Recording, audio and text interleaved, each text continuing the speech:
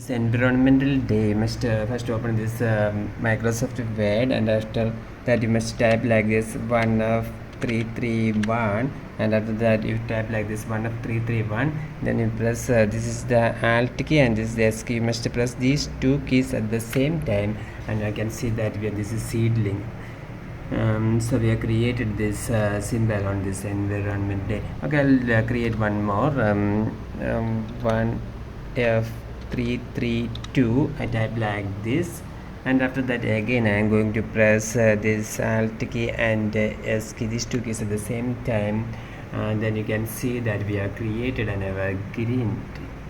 Okay, again you can 1F333, type like this, and after that I am going to press these two keys at the same time. Then you can see that this is just we have created a tree. So this is the method. Okay, 1F334, and after that I press Alt S. Then you can see that a palm tree comes here. So we have implemented something of the symbols on this environmental day. For more videos, subscribe. Thank you.